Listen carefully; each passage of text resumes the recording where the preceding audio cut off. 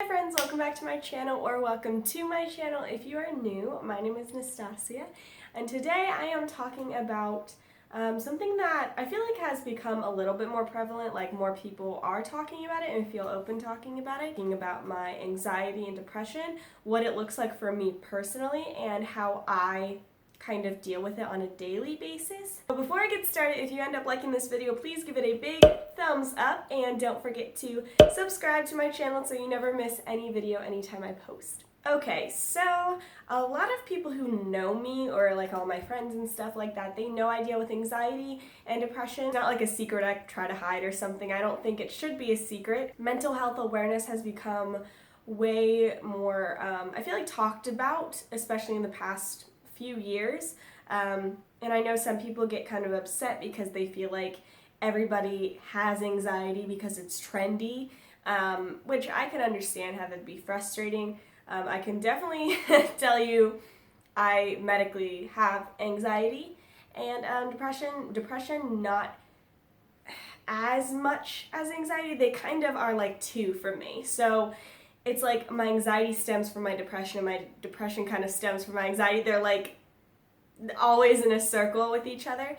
But I kind of figured out, my journey at least with this is I kind of figured out officially when I was about a senior in high school that I was just like really down. And I think I have always been like that. Like, for me, it's very much a chemical thing. It's both. It's a mindset thing and it's a chemical thing for me. So some chemical imbalances as well. And I remember just going to my mom being like, I need to go to the doctor and I need something. I need medication or something. And I'll be honest with you guys, like that's what I needed to, that's what I did.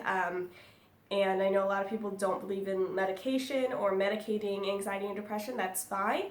I personally do. I do medicate my depression and anxiety, but I also do coping mechanisms and kind of like being mindful and just mindset changes, and my faith has to do with a lot of that too. So there's a lot of different things I pull from to help me personally. For me, I remember even growing up and being around friends and stuff, and a lot of times they'd call me like crabby, or they'd call me like, why are you so down all the time? Why are you so sad all the time? And I think they had good intentions, but it always rubbed me the wrong way, because I remember thinking, I don't know. I just am. Like, I don't know why I'm worried about this. I just am. And when I was little, I had a lot of fears. I was afraid of so much. I distinctly remember always being afraid. My mom, she worked when I was growing up, and so I would always be afraid when she was like driving that she was just going to be in a car accident. I remember frantically almost every single day, if not every day, trying to call her phone multiple times a day on the home phone to make sure she was okay driving home. Like, I was just so scared of something happening to her. I was scared. I was terrified of tornadoes. I remember asking my mom almost every single day, is it like too cold to have a tornado right now? Or is there going to be a tornado? Blah, blah, blah, blah, blah. Like in the middle of like December or something, I'd ask her this. Scared of a lot of stuff. And I think a lot of that was my anxiety. I don't think it was as much the fear of the thing. It was the fear of the fear. Like I was afraid of being afraid, if that makes any sense. If it doesn't, then that's how anxiety is. Anxiety doesn't make sense most of the time. And my anxiety is different from probably anybody else's. Everybody is different. Everybody's anxiety or depression is different. So if yours looks different than mine, that's totally fine. I mean, this is just what works for me. I was like, I don't even care about life anymore. And that can kind of spiral and get worse and worse. And so like, Mom, I need to go to the doctor.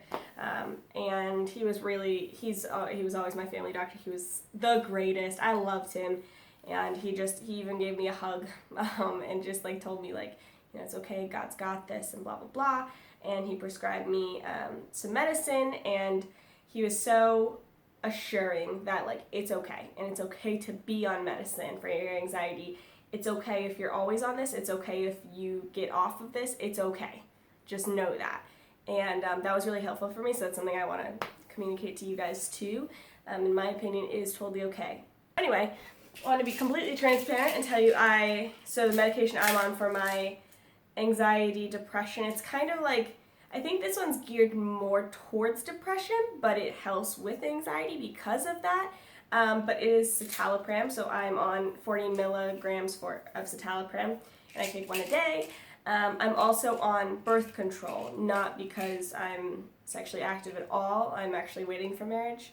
But I'm on it, one, for my cramps, because they suck, and two, because my birth control, at least, and for my body, it actually helps a lot with my chemical imbalance. So it's very hormonal for me as well, my anxiety and depression, and like kind of like PMS, but my anxiety itself, if I'm not like regulating my hormones, can be just like all over the place, even with my citalopram. So those two things work really, really well for me. But I also wanted to talk about kind of what my anxiety looks like, because I think it can be very different from everybody else's. But my anxiety stems from, for me personally, the fact that I always want to be wanted and feel loved and secure. It goes, I've mentioned a few times, but I am a 2 wing 3 on the Enneagram scale, which if you do know what that means, then you know that I'm a total 2, and I feel all the things. If you don't know, it basically means that I always want to love people as hard as possible, but I want them to love me back as hard as possible, and like if they don't show love in the same way that I show it, very like verbally, vocally, very like on the surface, I can show my love, that if I don't feel that same way back, I get really sad, and I don't even get like angry or upset at them. I just get sad, and it tends to make me feel like my worth is down, which is where my faith and spirituality and the Bible and the Lord comes into play. But so my anxiety a lot of times will spark up when I'm in a relationship, I'm dating somebody, or something doesn't work out with a guy I'm dating or something like that. And it's not so much even the fact that I'm terrified of losing that person in my life. It's not even that. It's more the fact that I feel like, what am I now? Because I rely so much on sometimes other people showing me affection, which is a weakness of mine. And what I've been working on a lot the past probably 6 months is the Lord showing me my worth through His eyes, so that my anxiety doesn't spark as much whenever I feel like I haven't been shown love physically by another human. Same with like friendships or something. If I feel like somebody is like betraying me, or like not, I can't trust them anymore, that sparks my anxiety a lot. Stress sparks a lot, which is probably really common for a lot of people with anxiety. When I feel overwhelmed, it's this little thought of like, you're not going to get all this done. There's no way you're going to get this done. And then that spirals and snowballs of, you're not going to get anything done. You're not going to even get this one thing done. And so then it pushes me into like a lazy sloth-like state, because I feel like I can't get anything done. And then once I get in that low point, it is so hard for me to do the first task that I just stay there, and I get more and more stressed out and depressed and anxious. It just piles on me more and more, and I feel like I know the way to get out of it is to do the thing, but I feel so pressed down of the idea of not being able to do the thing that I just sit in it, and it's just a dark place. So yeah, I think a lot of that has to do with stress for me, and like feeling overwhelmed by tasks.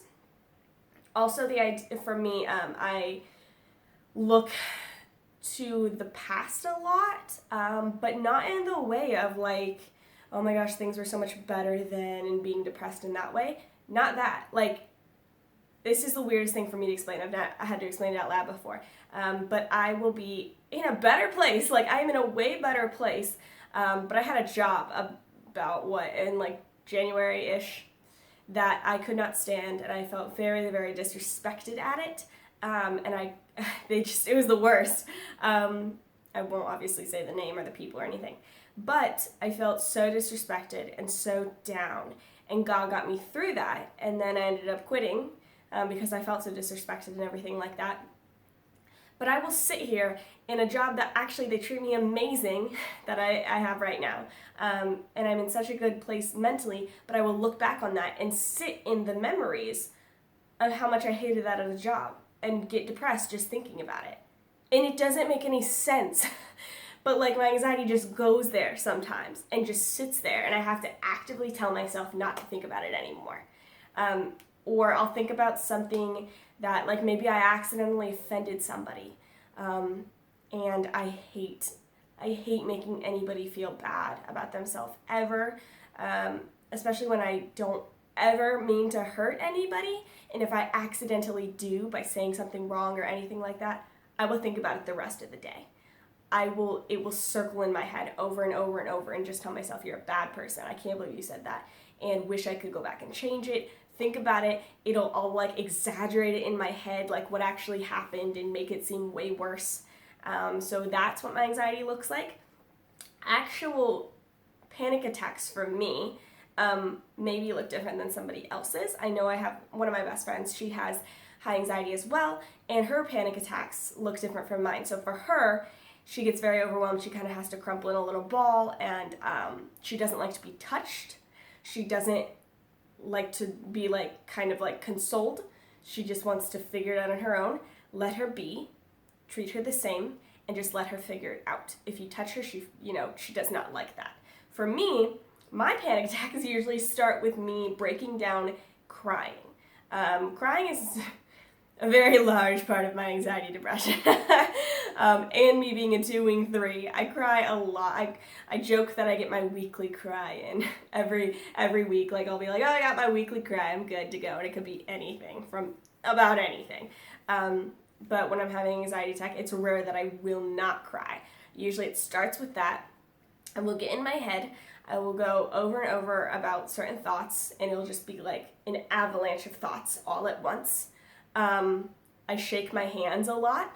When I'm feeling anxious, I have to like do things with my hands. So like, I'm trying to find anything, a piece of paper or something. That's a big thing I'll do to try to like cope, is I'll take a piece of paper and I'll like rub it together or scratch it with my nails, and just go like this and shake out my hands a lot. And just, I have to do something with my hands. It's kind of like me putting out the energy into something else other than my head.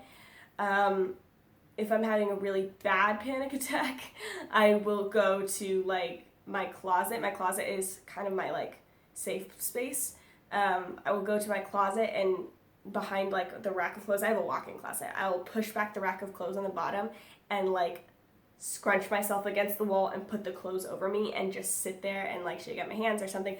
I know it sounds kind of crazy, but if you have anxiety like and panic attacks, you probably understand a little bit better. So I will just like, be in a ball. I will put myself in blankets and stuff. But unlike my best friend, who she doesn't like to be touched, if somebody's around me, it helps a lot if they are able to hug me or rub my back or talk to me. So that helps me a lot.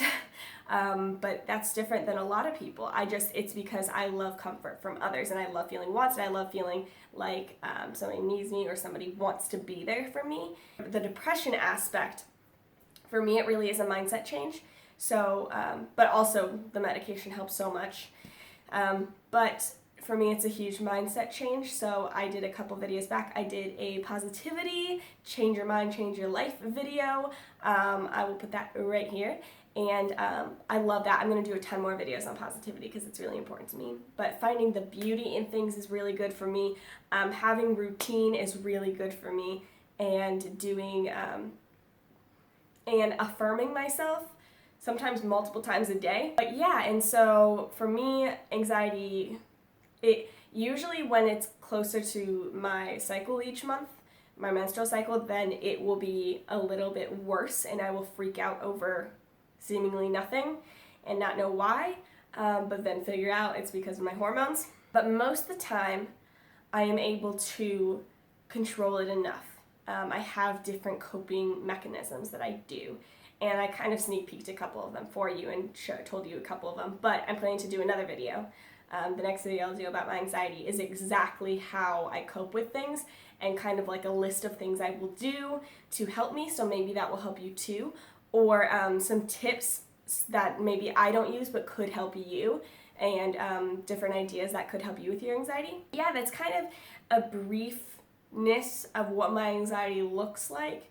It's very based on how I feel like other people see me. Sounds bad, but that's what my anxiety stems from, how other people see me. And so the idea of helping me cope is remembering how God sees me, and that the way I think other people see me is probably a lie.